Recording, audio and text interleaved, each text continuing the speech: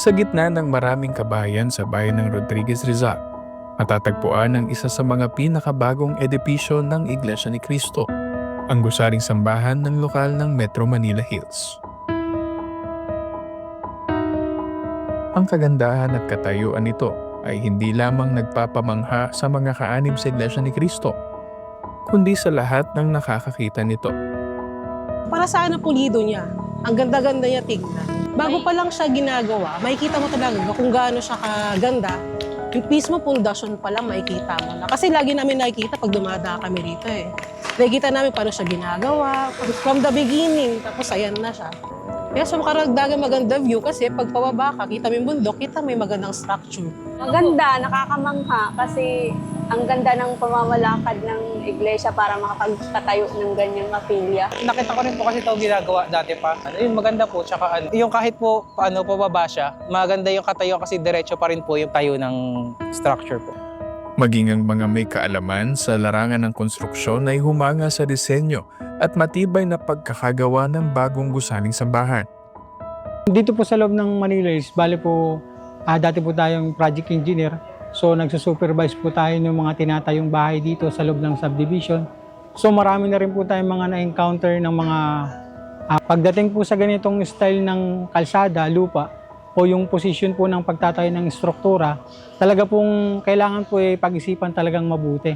Katulad po nung pagkakatayo dito, kumpara po dun sa mga tinatayo naming bahay, yung sloping po nung bahay is tamang lang po, tamang elevation lang po. Pero pagdating po dito, kung ikukumpara po ito, talaga pong masabi mo na kamanga-manga po, tsaka talagang pinag-isipan po talaga mabuti.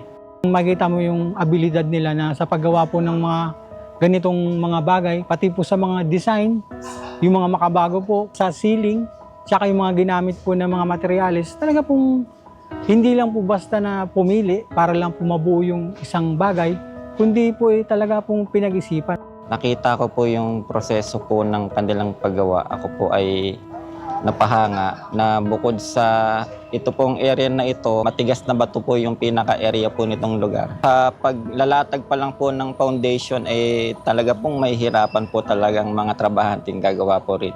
Kaya very challenging po na gawin itong area, sabay sloping pa po yung lugar. Ngunit nung tumatayo na po at nakita ko yung mga detalye po nung mga design nung bakal, ako po ay talagang namangha. Lahat nung ginamit na materyales talaga po yung ginagamit na standard po sa construction.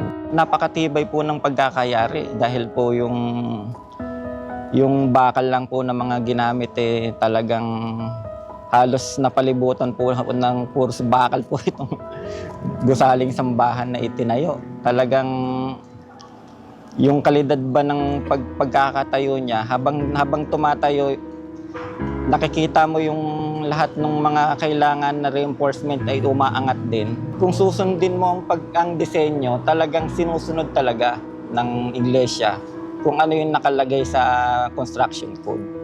Bali po nung nakita ko na pong nakatindig at natapos na po itong gusali, talagang ako po ay humanga talaga.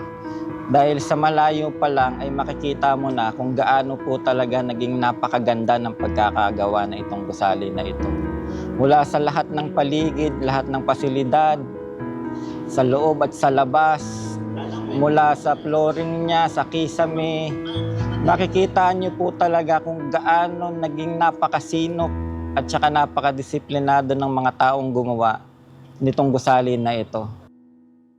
Para sa mga kaanib sa Iglesia ni Cristo sa lokal na ito, taos-puso nilang pinasasalamatan ng Panginoong Diyos sa pagkakalob sa kanila ng maganda at makabagong gusaling sambahan.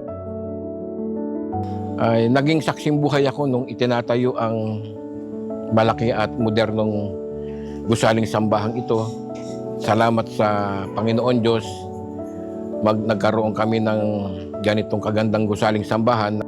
Bus po kami talagang humahanga sapagkat ito po ay nagniningning sa sobrang kagandahan. Nag-outstand po yung kagandahan at ang modernong disenyo po nito. Lalo-lalo na po nasa magandang lokasyon po siya at kitang-kita po dito sa lugar po ng Manila Hills. Ito po ang katunayan na hawak po ng ating Panginoong Diyos ang Iglesia ni Cristo sapagkat pinagkakalooban niya po tayo at pinahihintulutan niya po tayo na mapagtayuan po tayo ng magaganda at malalaking gusaling sambahan. At kitang-kita po ng mga kaanib kung saan po napupunta ang ating mga inihahandog. Napakaganda po ng gusaling sambahan po at makikita mo po na talagang nagtatagumpay po ang Iglesia ni Cristo. Dito, ipagpapasalamat namin sa Diyos lahat ng mga biyayang natatanggap po namin. At dito kami mananalangin kapag kami kailangan kami, kapag nasa loob kami, kapag dumaraan kami sa mga suliranin, kapag nagkakaroon ng mga karamdaman. Dito na namin maipagpapatuloy ang pagtupad ng aming tungkulin. Dito namin maisasagawa ang mga paglilingkod sa Kanya. Dito rin kami magsasagawa ng aming mga panalangin kapag kami may suliranin at problema.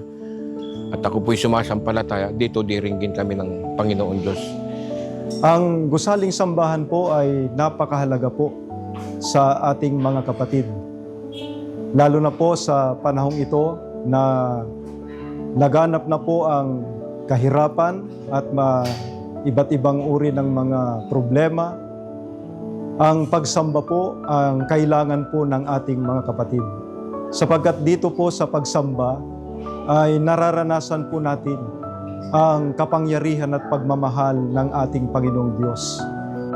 Higit pa nilang itinuturing na malaking pagpapala ang tanging pagsamba bilang pagtatalaga sa Panginoong Diyos ng kanilang bagong gusaling sambahan na pinangasiwaan mismo ng tagapamahalang pangkalahatan ng Iglesia ni Cristo, ang kapatid na Eduardo Manalo.